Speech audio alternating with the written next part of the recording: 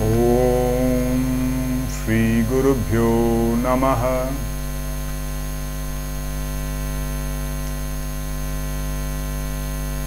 Rishi Lomasa leads the Pandavas through various Theerthas. They reach the Theertha of Rishyashringa. Rishyashringa is a great Maharishi. His father, Vivandaka, a great Rishi himself, once on a time, on seeing an Apsara, his seminal fluid drops into the water and it is swallowed by a deer. And the deer gives birth to Rishyashringa. Rishyashringa is a rishi born with a horn, like a unicorn. So Rishyashringa and Vivandaka live in that solitary forest retreat, unexposed to other human beings. They do immense tapas. And in their neighboring kingdom, it so happens, it's the kingdom of King Lomapada. Lomapada's kingdom has a drought, a severe drought. There are no rains for over 12 years. They suffer like this. And Lomapada consults various Brahmanas. And one Brahmana Rishi mentions that only Rishyashringa would be able to solve this problem. If he steps into this land, then Indra, also known as Parjanya, who is responsible for the timely delivery of rains. It's not an automatic phenomenon. As per Indian tradition, none of nature, none of the natural phenomena are automatic. They are conscious, intelligent phenomena. So they are directed by a conscious intelligence. Just as we have our heart, this whole body, it's not automatic. So it's directed through a conscious intelligence. And the intelligence that directs rain is Indra, also known as Parjanya. So Indra has withheld the rains from that land.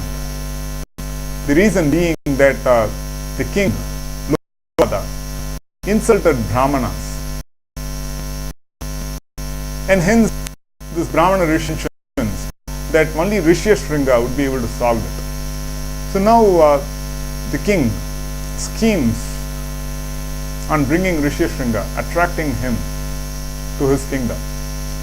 So he sends some courtesans to lure Rishyashringa away from his forest retreat, ashrama, to the kingdom.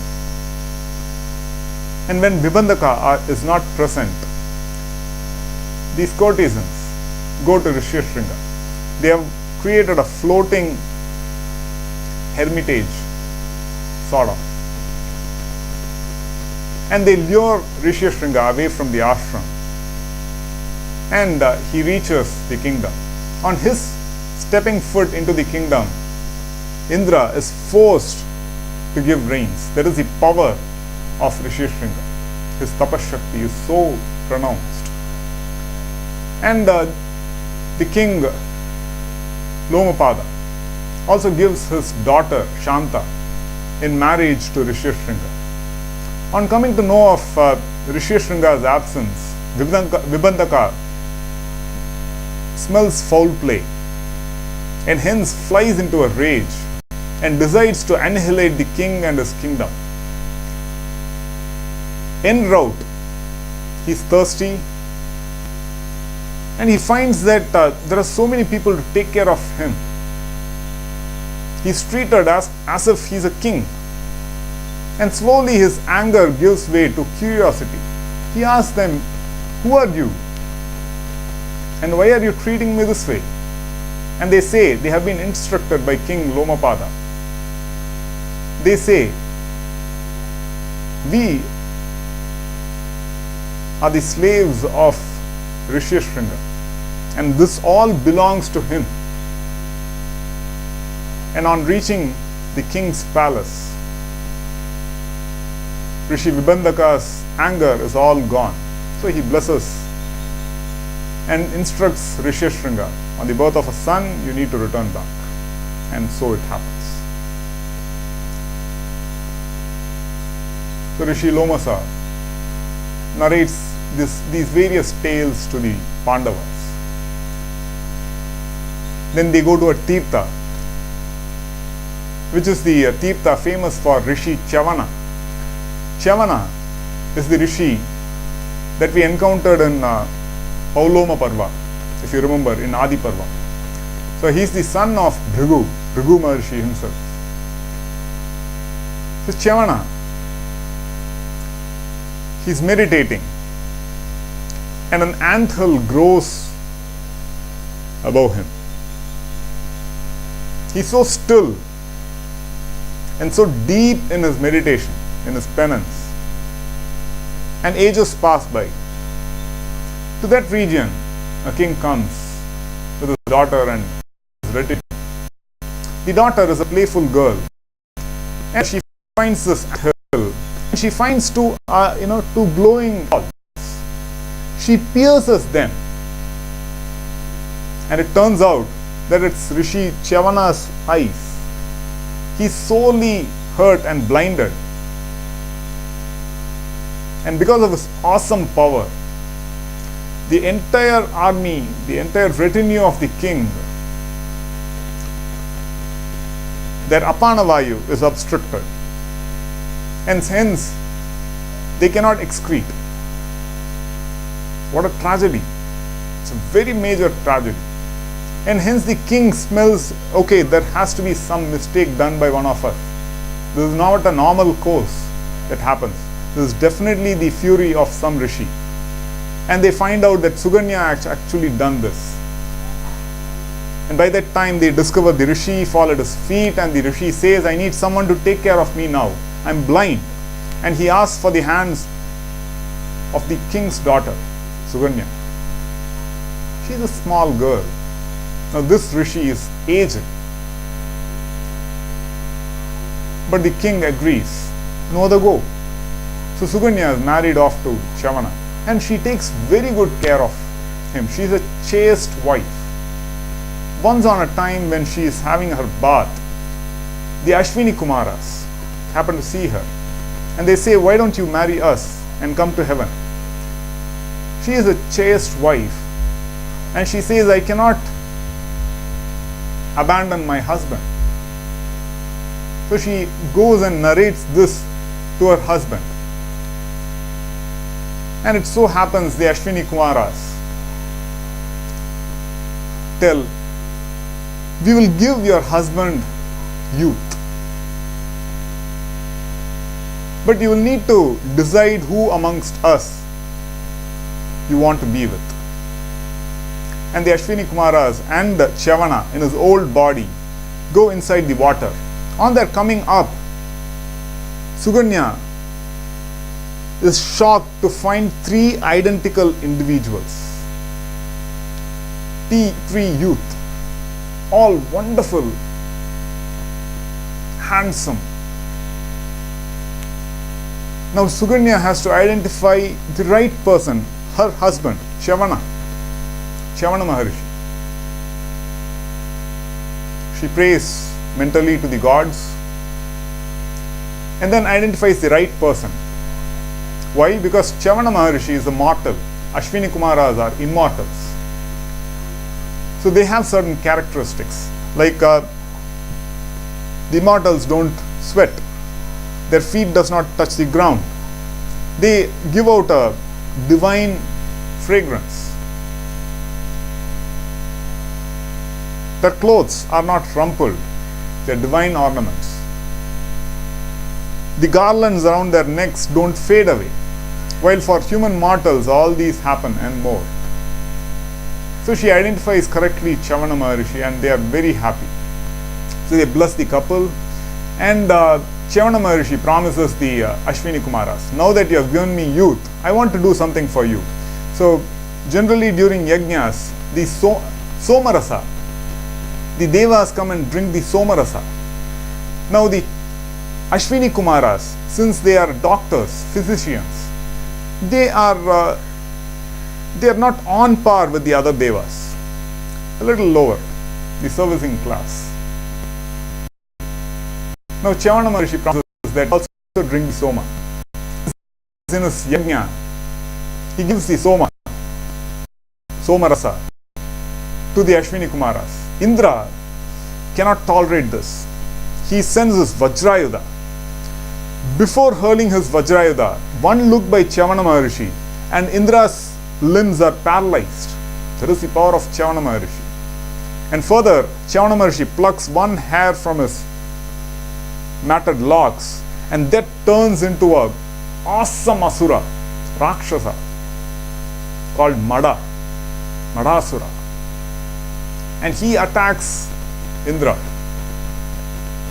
Indra asks for Chavana's forgiveness. Chavana forgives Indra and distributes the Madasura into various ingredients, in intoxicants.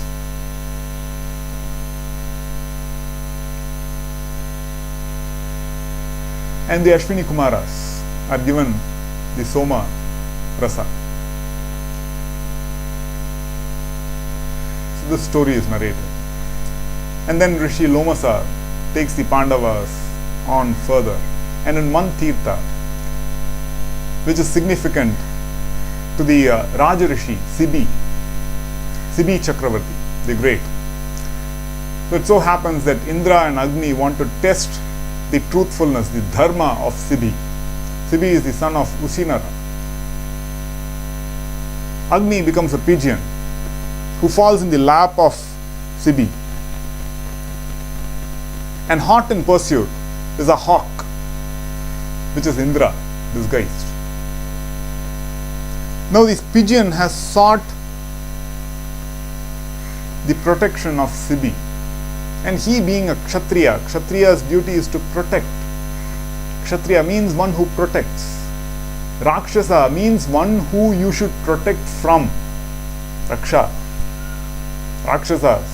That's it. Because they are tamasic. You will have to protect yourself from Rakshasas. But Kshatriyas are ones who give you protection. So Sibi tells the hawk, this has sought my asylum, not a political asylum, my asylum. So I need to protect it. It's my dharma, Raja Dharma. The hawk says, nothing doing. God, the creator, has ordained its flesh for my subsistence. How can you take it away from me? Is that the Sibi meant no, this has sought my protection and I am protected. In turn, I can give you bulls, cows, whatever you ask for, I can give you. The hawk says, nothing doing. I want only that pigeon. Sibi says, no, take my flesh. And the hawk agrees. So, in balance, the pigeon is kept, and on the other side, Sibi chops off his flesh and places it. Nothing happens. He goes on chopping off various parts of his body and keeping it, and still nothing happens. Finally, bereft of flesh, he ascends that balance. And Indra reveals himself, and Agni reveals himself. And they both bless Sibi. You've been so truthful. We just came here to test your dharma. You're a wonderful monarch. Your name and fame will last till this earth remains. They bless Sibi with his original and a little more splendorous form and leave for Devaloka. Then Rishi Lomasa leads the Pandavas onto other Theerthas. And Theertha is famous for Ashtavakra, where Ashtavakra defeats Vandan. Vandan is a great man of his time. who cruelly drowns the people he defeats in arguments, tarka. He's very good at tarka. Tarka is the art of argument, of logic, using logic to defeat the other. So Vandan is very, very good at that. Now it so happens Uddalaka, the great sage, his son Shvetaketu, he has a daughter who he marries off to one of his disciples, Kahoda. And they have this son Ashtavakra. Now Ashtavakra, while in the womb of his mother, finds fault with the chanting of his father, Kahoda. And from the womb of the mother, he corrects his father in front of his disciples. Now his father does not take it lightly.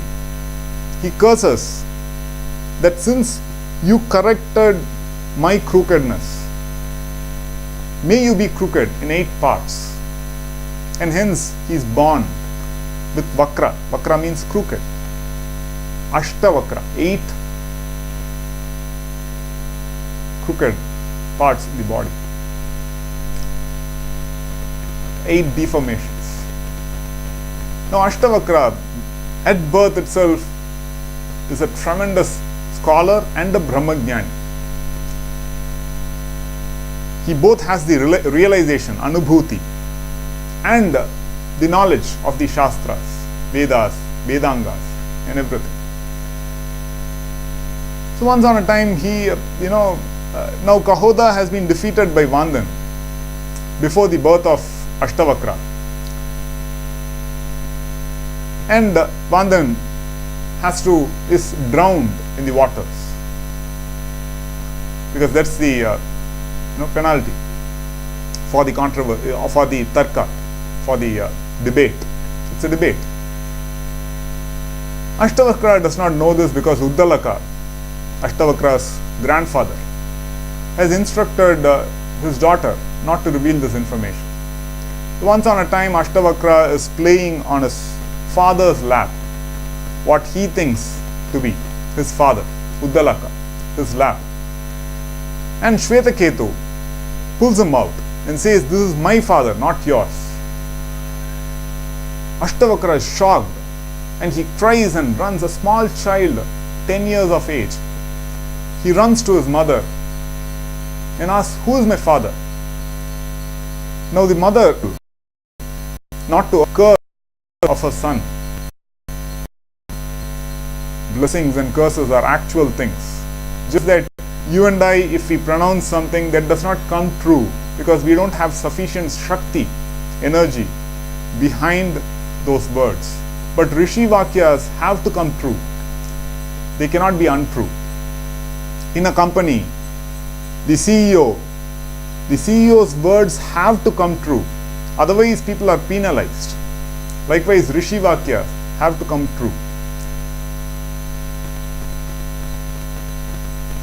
Ashtavakra's mother is careful and reveals how his father, Kahoda, was defeated by Vandan and drowned. So Ashtavakra determines to defeat Vandan. So he and Shvetaketu, his uncle, approach the court of Janaka. And they are denied entry because they are children, especially Ashtavakra.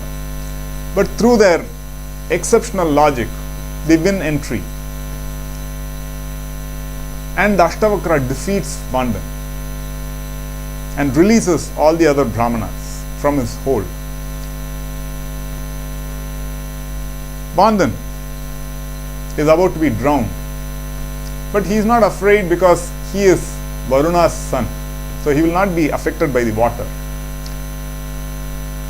So Varuna and Vandan actually give Kahoda back, bring him back to life, and Ashtavakra is happily reunited with his father.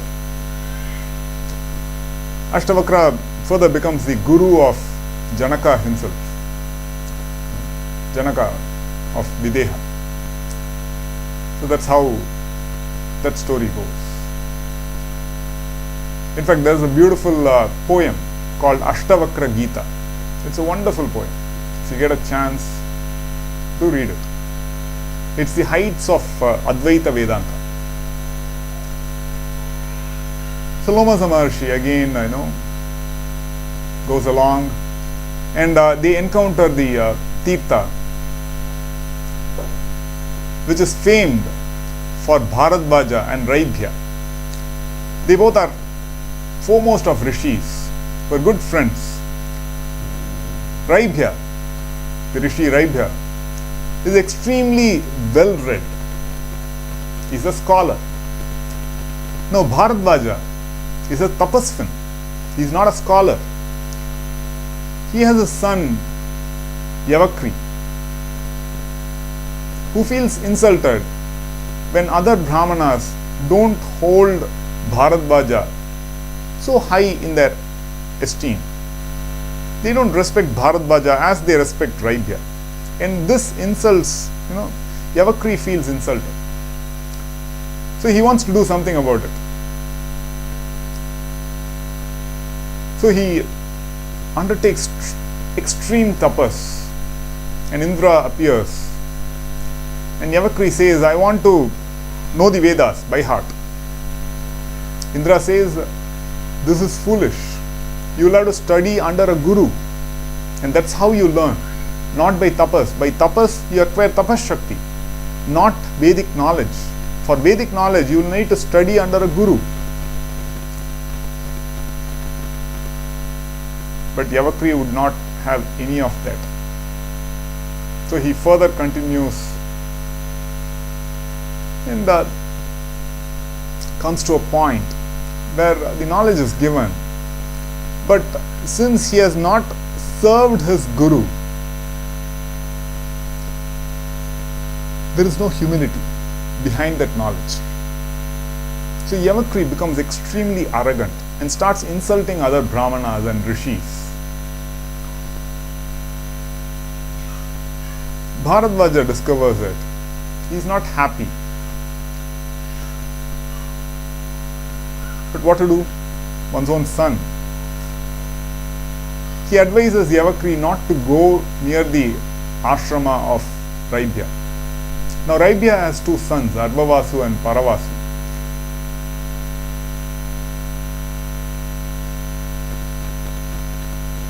His daughter-in-law is exceptionally beautiful.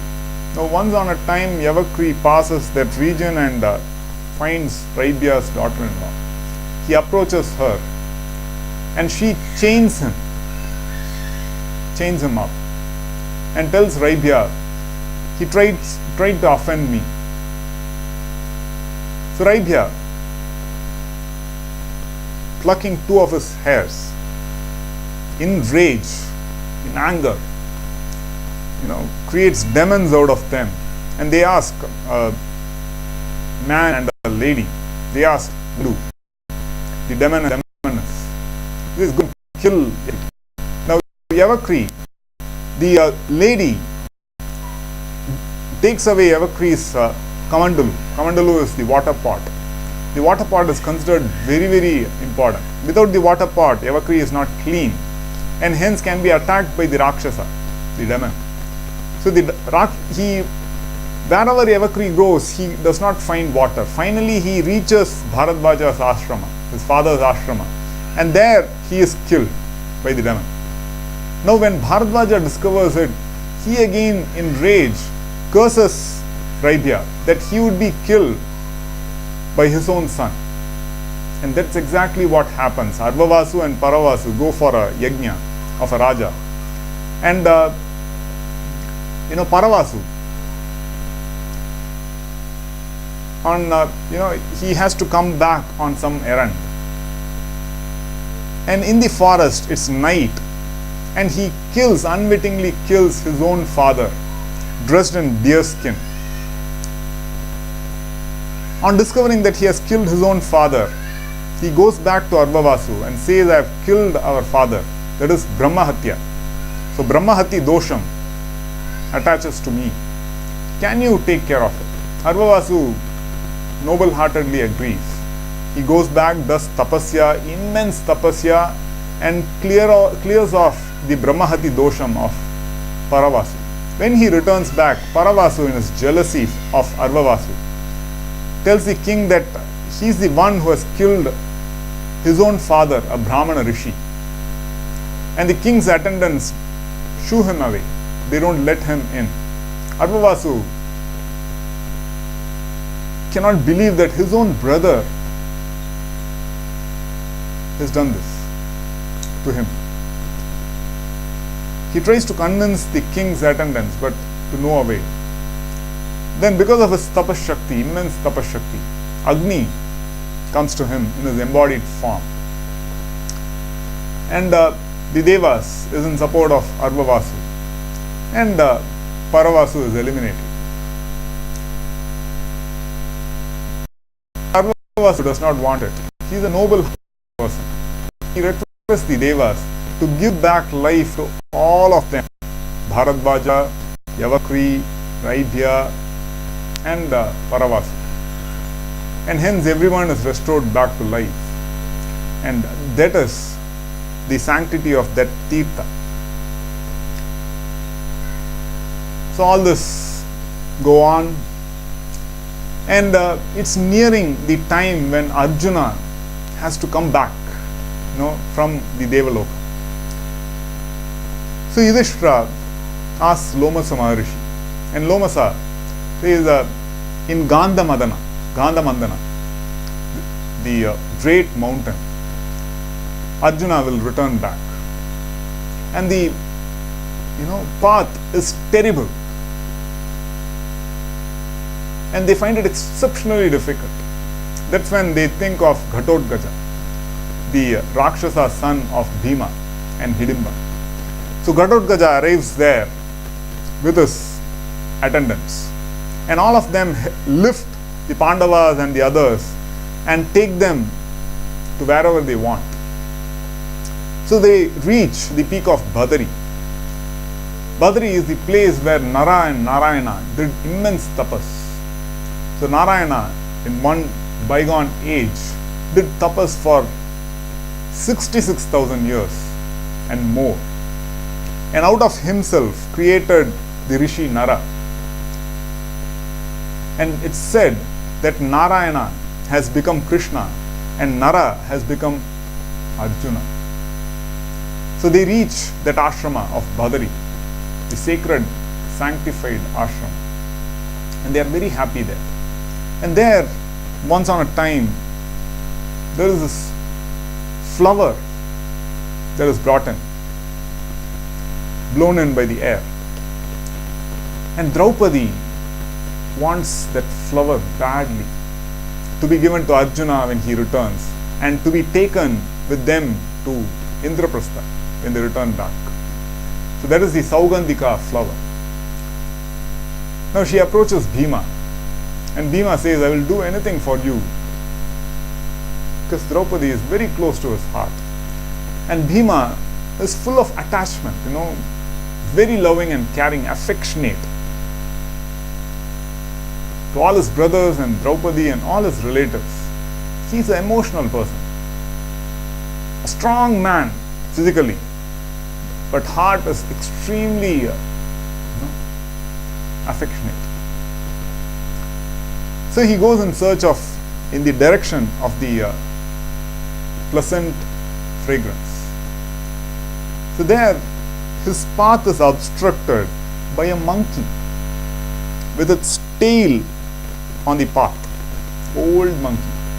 Now Bhima is irritated. He does not want to cross the monkey because that's considered improper. Any living being should not be crossed, because you impact the, it is said that a living being should not be crossed. That's considered tremendous sin in the Indian tradition. If you look at electromagnetic fields and all that, maybe we'll understand someday. So Bhima does not want to cross over that monkey. So he says, hey monkey, how dare you obstruct my path? The monkey does not bother. Bhima says, I'm Bhima, the Pandava. How dare you obstruct my path? I will kill you. the monkey in a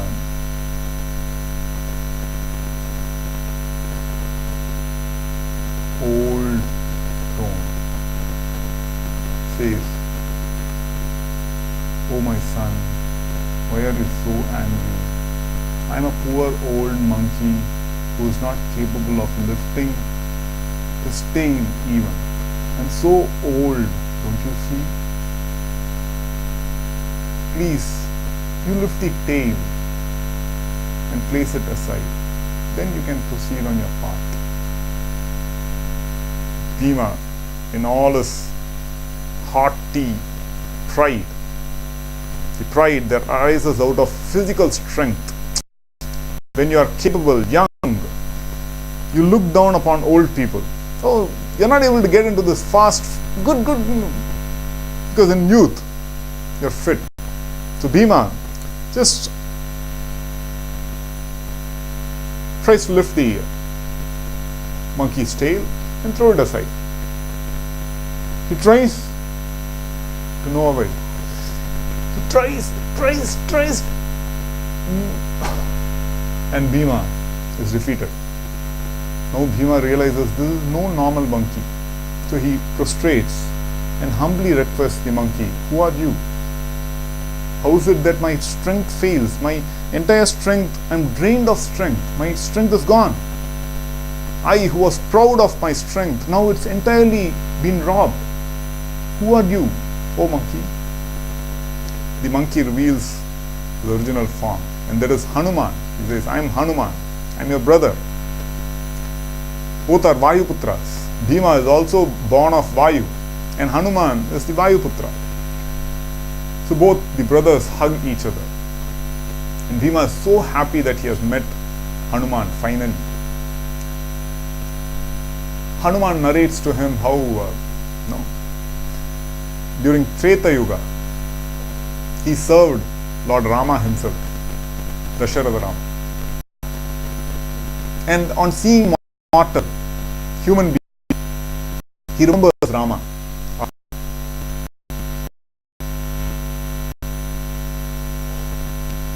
He is a bhakta. Any bhakta who sees anything remembers the divine. Anything and everything is translated to the divine. How else can it be? For a bhakta, we see in modern times, in regular life, for a mother whose son or daughter has gone away, the mother, on seeing each and everything, remembers her child. Oh, for others it's boring, but for the mother remembers the child. So is the case with a lover. A lover remembers, oh, this. For others it's like terrible. So emotions don't know boundaries. And that too for a bhakta, not just these, but anything and everything is permeated by the Lord. So for Hanuman, everything is Rama. There is nothing apart from Rama. What a blessed state.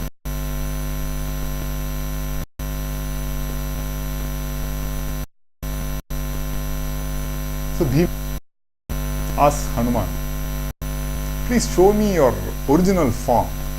I want to see you." Hanuman advises, see, yuga upon yuga, everything changes. The Krita Yuga is the perfect age, or it's also called Satya Yuga. Then comes Treta, then comes Dwapara, then it's Kali. Now we are in the Dwapara Yuga. In the Treta Yuga, things were different.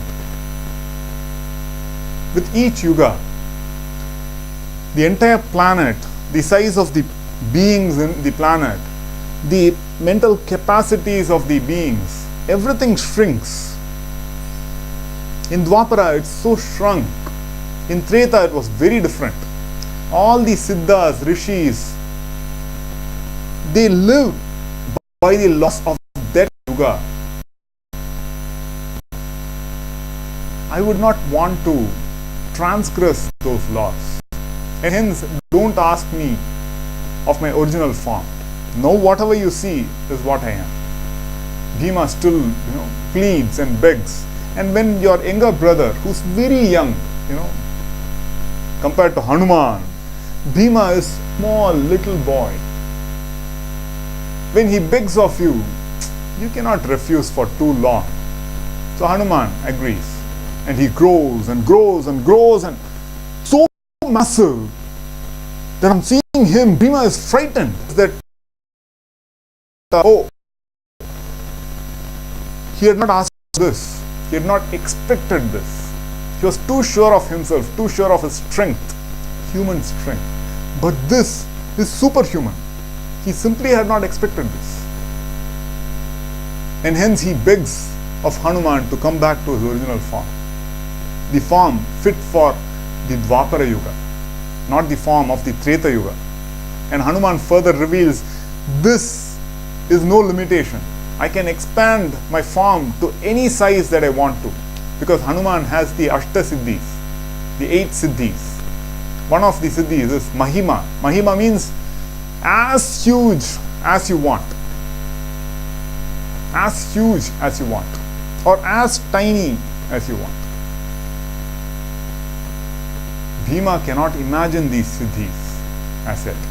And Hanuman already possesses them. The Ashtama Siddhis, Ashtamaha Siddhis. So Hanuman advises Bhima and gives him a boon. He says, Hanuman says, if you want, right now I will go to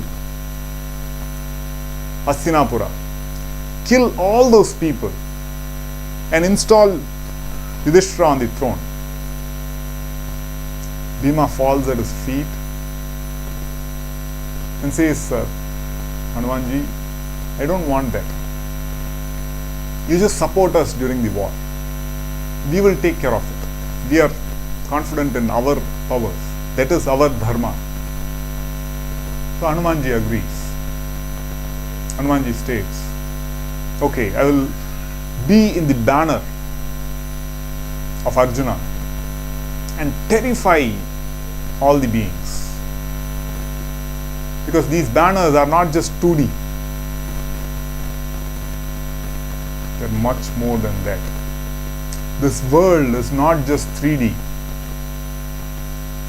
There's much more than that. It depends on the eyes that see, eyes that perceive. Somebody was questioning me, a small child. Show me electricity. How can I show it? Likewise, show me God. How can I show it? You need the eyes to see it. Through learning about electrical principles, you get the eye of knowledge to see electricity behind all this functioning, behind this functioning. Without electricity, would we be able to now look at each other? Would you be able to watch this talk? But you need the eyes of knowledge to be able to see the functioning of electricity in this. So likewise, we need the eyes of knowledge. That's why this region is called the Jnana Chakshus. That's why we put tilagam or bindi or chandanam, kungumam, vibhuti to enhance this region, which is called the Agnya Kshetra. Jnana Chakshus, the eye of knowledge, eye of wisdom. So Hanumanji blesses Bhima, and Bhima goes along the path. Hanumanji asks him to be careful, because there is the path of Kubera that leads to Kuberavana. So Bhima reaches the Kuberavana and he finds hundreds upon hundreds of Saugandhika flowers in the Kubera lake, the lake of Kubera. And there are yakshas standing there, guarding the place. Bhima approaches and they say haughtily, "Hey, you mortal, how dare you come into the Kuberavana? Go back. Otherwise, be done with your life. Bhima does not care. He is Vayuputra. He is a Pandava. And he does immense damage there. He kills all those Yakshas and plucks Saugandhika flowers by tens and hundreds. And the news reaches Kubera. Kubera comes and sees and finds that's Bhima. In the meantime, Yudhishthira finds something is not right. So they leave along this path. And when they reach there, they find Kubera there and Bhima. And on seeing all the Pandavas, Kubera is happy. He says, welcome. We have no enmity against each other. You are welcome to stay in this place. And they stay there for some time, have a nice time. And then after some time they return back. Because their goal is to receive Arjuna in Gandhamandana. So there once when Bhima and Ghatotkacha have gone, an Asura disguised as a Brahmana, for the sake of having Draupadi, picks Draupadi up and picks up the Pandavas as well, other Pandavas, Yudhishthira, Nakula, Sahadeva, and they are not able to do anything. And he starts running. Yudhishthira speaks reason to him. This is unfair, this is unjust, this is adharma. If you want to enjoy Draupadi, defeat us in rightful battle and then enjoy her. Without defeating us, how can you enjoy her? There is Jatasura. And Yudhishthira increases his weight, that Jatasura is not able to easily carry them. And by that time Bhima is there. And Bhima and Jatasura fight with each other. And Bhima crushes Jatasura. So many episodes happen. Once on a time, Draupadi wants to go to a certain place which is guarded by Yakshas and Kinnaras, Rakshasas. There is Kubera's place again. So on going there, Bhima goes there and Yakshas become extremely angry. You violated our place once, we pardoned you, but this time we are going to take your life away. And there is a huge fight. In fact, Manima, the Senadipati of Kubera, himself comes and fights. And the mere human, mortal Bhima kills all of them, including Manima. On hearing about this, Kubera himself comes prepared for war. But on seeing the Pandavas, by that time other Pandavas are also there. On seeing the Pandavas, he specified. And he says, all these have been eliminated not because of Bhima, but because their time has come. It is destiny. Once they were cursed by Agastya Muni, because Agastya Muni was meditating, and when they were flying above, Maniman excreted, for which he cursed. Kubera was cursed that since under a person under you has excreted me, you will all meet your fate. And hence Maniman had to meet his fate. But now the curse ends. There is always a period of curse. A curse or a blessing always carries a lifetime, what you call a warranty period, So on the expiry of the curse, they are liberated. So Kubera again blesses them and says, whatever you want, you can happily spend your time here. So this and so many other episodes happen. And finally, Arjuna returns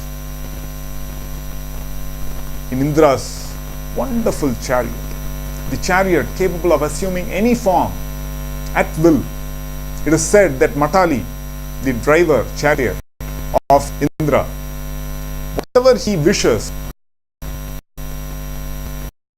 the chariot assumes that form. and it is driven by the thought power of Matali. So wherever he wishes to go, it takes there at thought speed. Amazing. So Arjuna reaches there, and the other Pandavas are so happy seeing him. Arjuna falls at the feet of Bhima, falls at the feet of Yudhishthira, hugs Nakula and Sahadeva, and blesses Draupadi. Because as per your age, you are supposed to appropriately behave. And the other Pandavas go around the Ratha, the chariot of Indra, and seek the blessings of Matali. And all this happens. And then they find that Indra himself comes with his retinue. The king of Devas, Devendra, comes there. And everybody seeks his blessings. And he's happy, extremely happy with Arjuna and extremely happy with everybody. And he blesses them. Don't worry, at the end of 13th year, in the war, Arjuna has now been empowered with so many celestial weapons that definitely Arjuna and Bhima together will win the war for you and install Yudhishthira on the throne. And Indra departs after blessing them. So they are very happy, extremely happy on Arjuna's return. And they spend some time there. Once, while Bhima is wandering, he gets caught up by a python, a snake, which is so huge as a hill. And Bhima cannot do anything. The snake is crushing him slowly. Yudhishthira knows the signs of omens. He sees something is not right and goes in track of Bhima and finds that there is this huge python encircling Bhima and slowly sucking the life out of Bhima. Yudhishthira encounters the python, bows to the python and says, "Who are you?" "I am Yudhishthira the Pandava." The python says, "I have some questions to ask you." And Yudhishthira happily answers them. On this, the python liberates Bhima and now gets liberated to its original form. And that is Nahusha, the ancestor of the Pandavas, one of the ancestors. So he assumes his divine form and bows down to thanks Yudhishthira for liberating him from this curse. Agastya Muni on one time had cursed him, and hence he had to assume that form. Now he's been liberated because of Yudhishthira's tremendous clarity. That clarity has given clarity to Nahusha through Sangha, Sat-Sangha, association with Yudhishthira. Nahusha has found release, and that's how Bhima is saved. So Arjuna, on returning back, narrates all the incidents in the bygone days. He says how he acquired the Pashupatastra, Brahmashira, all the celestial weapons from Varuna, Indra, Kubera, Yama, Lokapalas. And it's all so interesting. And Yudhishthira wants to see a demonstration of these celestial weapons. Arjuna starts out, but then there is a huge gathering of rishis and celestial rishis, Narada and everybody appear there. And they forewarn Arjuna. They say, "Stop. You're going to cause the destruction of the world. Because without a purpose, if the Devastras, if they are invoked, they will destroy yourself and the entire world. So don't do that. Only with a purpose you can use them." And that's how Arjuna is prevented from displaying the celestial astras. This is how the Theertha Parva Teertha Parva comes to an end. And the Pandavas, along with Draupadi, return back from Gandhamandana and then reach their original dwelling place of Kamyakavana. And they lead some good time, some peaceful time there. Om Shri Gurubhyo Namaha.